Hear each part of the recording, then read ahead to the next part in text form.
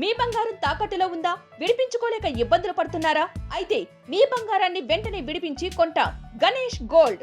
మీరు సంప్రదించాల్సిన ఫోన్ నంబర్లు 9160-266-916, 8712619507. వైఎస్ఆర్సీపీ మాజీ మంత్రి గుడివాడ అమర్నాథ్ మాట్లాడుతున్నారు. ఇప్పుడు అలా చూద్దాం. వెళ్ళారు, పెట్టుబడులు తీసుకురావడానికి వెళ్ళారని చెప్పి పెట్టుబడుల కోసం అంటే ప్రజలు ఏమనుకుంటారు? పెట్టుబడులు తీసుకురావడానికి వెళ్ళారు అనుకుంటారు. తప్పు. ఈయన సంపాదించినటువంటి అవినీతి సొమ్ముని పెట్టుబడులు పెట్టడానికి వెళ్ళాడు సింగపూర్. ఆయన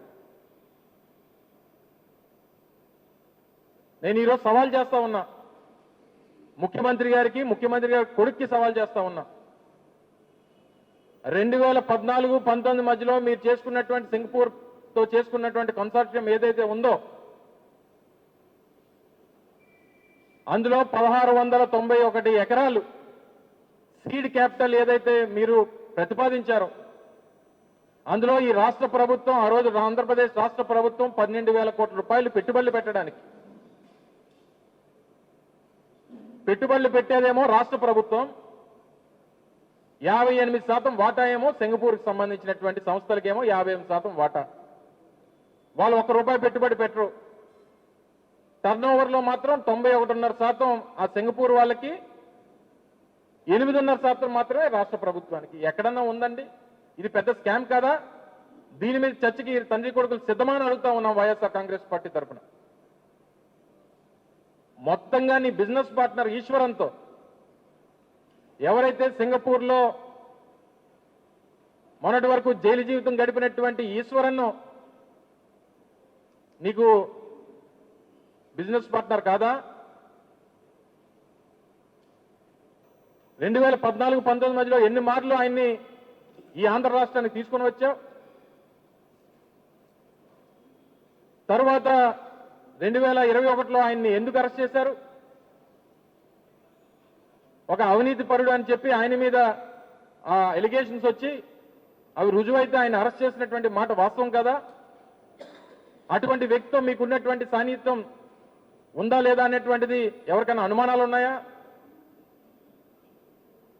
ఇన్ని తప్పుడు కార్యక్రమాలు చేసి మళ్ళీ ఇంకా సింగపూరు, దావోస్ అని చెప్పి నువ్వు మాట్లాడుతూ ఉంటే ఏం సాధించారు ఈ 15 మాసాల్లో చెప్పండి. నువ్వు సింగపూర్లో వెళ్ళి మాట్లాడినటువంటి 3 పోర్టుల నిర్మాణం వైఎస్ఆర్ కాంగ్రెస్ పార్టీలో జరిగింది.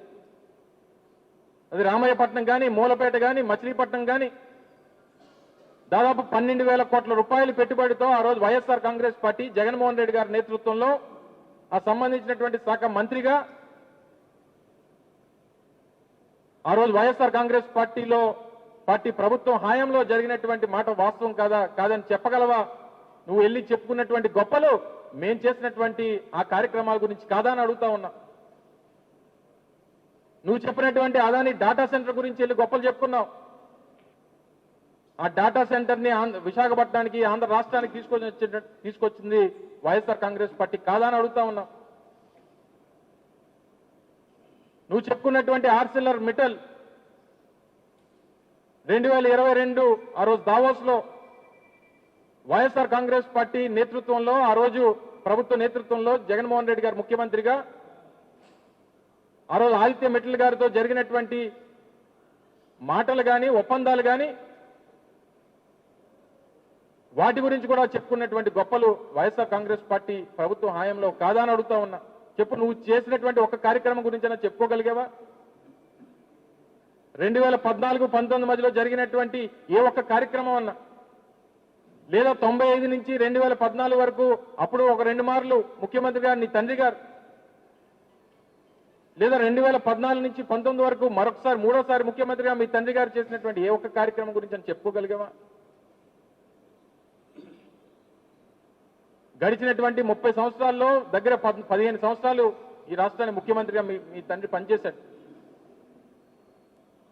ఉమ్మడి రాష్ట్రంలో కూడా ఇదే 974 కిలోమీటర్ల సముద్ర తీరం ఈ రాష్ట్రానికి ఉంది. ఏ ఒక్క రోజన్నా ఈ రాష్ట్రంలో ఈ సముద్ర తీరాన్ని వినియోగించుకొని, వచ్చినటువంటి వనరులను వినియోగించుకొని పోర్టుల నిర్మాణం చేయాలనేటువంటి ఆలోచన ఎప్పుడన్నా మీకు కానీ మీ తండ్రికి కానీ వచ్చిందా? కేవలం 5 సంవత్సరాల అధికారం ఇచ్చినటువంటి ఈ రాష్ట్ర ప్రజలకి వైఎస్ఆర్ కాంగ్రెస్ పార్టీ హయాంలో జగన్మోహన్ రెడ్డి గారి నేతృత్వంలో ప్రధానమైనటువంటి 3 పోర్టుల నిర్మాణం, రామాయపట్నం అయితే దాదాపు 90%, మచిలీపట్నం 50%, మూలపేట దగ్గర 60-70% పూర్తి చేశాం మా హయాంలో. ఈరోజు నువ్వు బ్లూ ఎకానమీ అని చెప్పుకుంటున్నటువంటి గొప్పలు చెప్పుకున్నటువంటి వాటికి పునాదులు వేసింది వైఎస్ఆర్ కాంగ్రెస్ పార్టీ ప్రభుత్వం. ఈరోజు ఆ బ్లూ ఎకానమీ ద్వారా ఆ పోర్టులు పరిసర ప్రాంతాల్లో కొన్ని వేల ఎకరాలు ఈరోజు పారిశ్రామికంగా అభివృద్ధి చెందేటువంటి దానికి అవకాశం ఉంది. ఈరోజు సర్వేగంతో నిర్మాణం అవుతున్నటువంటి భోగపురం ఇంటర్నేషనల్ ఎయిర్పోర్ట్ మే 3వ తారీఖున 2023 శంకుస్థాపన చేశాం. మా హయాంలోనే పెద్ద ఎత్తున